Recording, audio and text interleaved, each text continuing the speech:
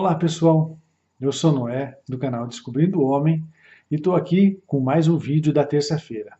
Hoje é a terceira parte e a parte final de diabetes. A gente vai falar sobre diabetes gestacional, sobre pré-diabetes e alguns outros tipos de diabetes, que são menos comuns, mas a gente vai falar alguma coisa para as pessoas terem um conhecimento geral a respeito.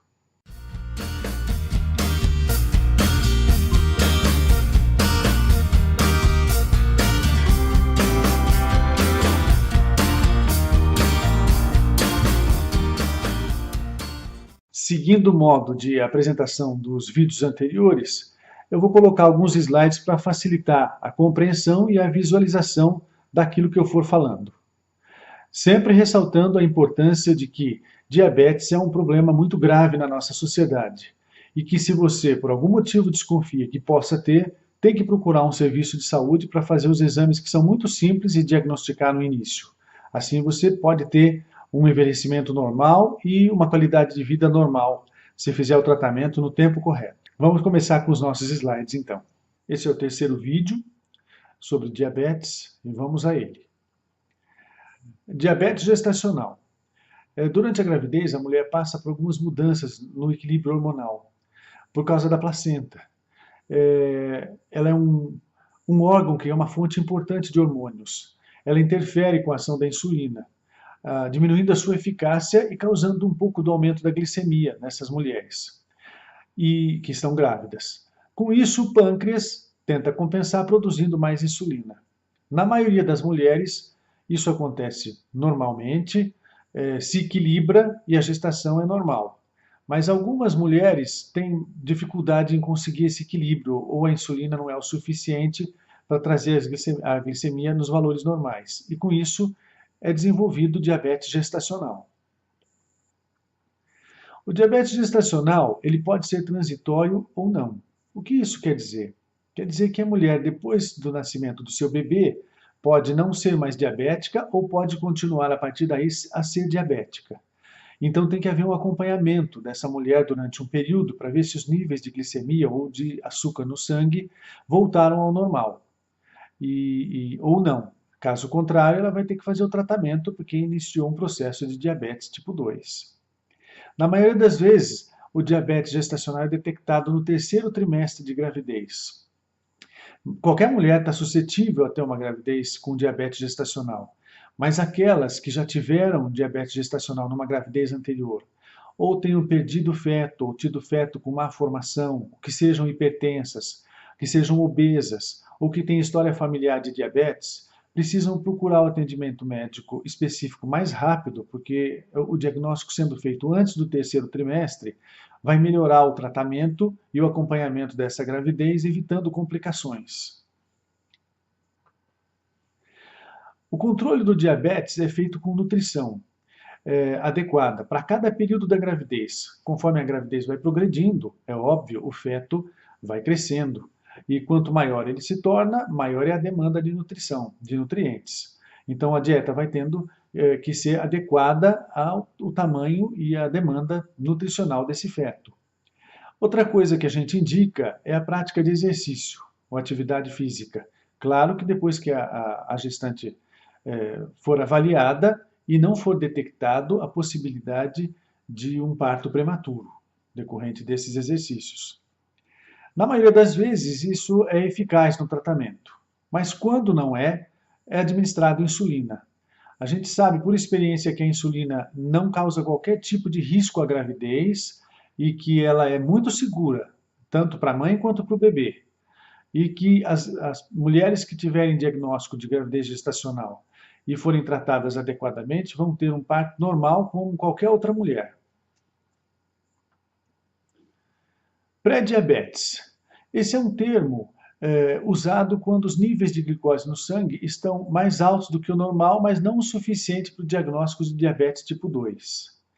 Eu apresentei no primeiro vídeo os valores clínicos para o teste de glicemia, de jejum e o teste de sobrecarga de glicose, que eu vou mostrar para vocês em seguida para lembrarem desses valores. As pessoas que são obesas, hipertensas e com colesterol e triglicéridos elevados estão no grupo de risco, são as que têm maior tendência a desenvolver o pré-diabetes e o diabetes tipo 2. Cerca de 50% das pessoas que apresentam pré-diabetes acabam desenvolvendo, em alguma fase de suas vidas, o diabetes tipo 2. O diagnóstico nessa fase é muito importante, porque é nessa fase que é possível ao médico e ao paciente, com a sua colaboração, reverter o quadro ou retardar a evolução desse quadro, diminuindo muito as complicações que o diabetes causa nas pessoas a longo prazo, quando atacam aquilo que eu chamei nos vídeos anteriores de órgãos-alvo. Os exames para diagnóstico são, então, na glicemia de jejum, ele está acima de 110 miligramas por decilitro e abaixo de 126. E na glicemia 2 horas após sobrecarga de glicose, aquele xarope que tem 75 gramas de glicose, ela está entre 140 e 200 miligramas por decilitro. Então, esses valores mostram ao médico que o indivíduo está pré-diabético e já precisa tomar as precauções para evitar que isso evolua para diabetes. Pré-diabetes controle. Pode-se reduzir a taxa de glicose no sangue com medidas muito simples. Mudança de hábito alimentar, prática de exercício são os principais fatores de sucesso no controle. Se a pessoa perder entre 5 a 10% do peso, isso já faz uma grande diferença na qualidade de vida e na progressão desse diabetes. Então a pessoa pode retardar e muito a evolução dele ou até se livrar do aparecimento do diabetes tipo 2 em alguma fase da sua vida. Outros tipos de diabetes. Então, a gente tem alguns outros tipos que são bem mais raros, mas que podem causar diabetes. Defeito genético na função da célula beta. Então, a pessoa nasce com um defeito genético na célula específica da produção de insulina no pâncreas. E com isso, não tem uma produção eficaz de insulina e a pessoa se torna diabética. Defeito genético na ação de insulina. A pessoa tem alguns defeitos genéticos celulares que impedem a ação adequada da insulina de fazer com que a glicose saia do sangue e entre nas células. Então ela se torna diabética. Doenças do pâncreas, como por exemplo, pancreatite, tumores pancreáticos, etc. Já que as células beta, elas existem no pâncreas, se o pâncreas fica doente ou ele é destruído por alguma dessas doenças que eu citei, ele destrói junto as células beta, portanto, para a produção de insulina. Então a pessoa fica sem insulina e se torna diabético. Outras doenças endócrinas, como por exemplo, síndrome de Cushing, é uma doença onde a pessoa tem um aumento muito grande da produção de cortisol. É um tipo de hormônio que nós produzimos. Mas pode também ser causada por medicação, que eu vou explicar na frase abaixo aqui desse slide. Hipertiroidismo, quando a tireoide está funcionando demais e produz uma quantidade muito grande de hormônios, ela desequilibra o sistema hormonal, podendo causar um aumento da glicemia e diabetes. E a acromegalia, que também é uma doença genética, que causa o aumento da produção do hormônio do crescimento. Isso desequilibra o sistema hormonal interno da pessoa, causando diabetes. Tem que ser tratado.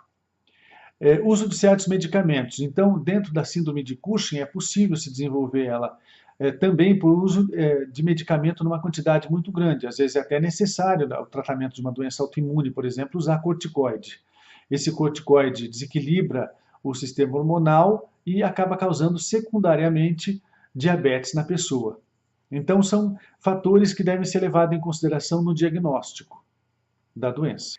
Bem, com isso a gente encerra, então, os vídeos a respeito de diabetes. A gente conseguiu, eu acho, falar de um modo geral a respeito das formas clínicas mais comuns, de modo que as pessoas tenham um pouco mais de conhecimento a respeito e quanto mais conhecimento tiver, mais possibilidade tem de poupar a sua saúde de complicações de diabetes e mais facilidade também para reconhecer se tem ou não a possibilidade de ter essa enfermidade. Se vocês gostaram desse vídeo, por favor, se inscrevam no nosso canal, façam comentários, perguntas, visitem a nossa fanpage e assistam os outros que virão todas as terças-feiras. Foi muito legal estar aqui com vocês. Até o próximo.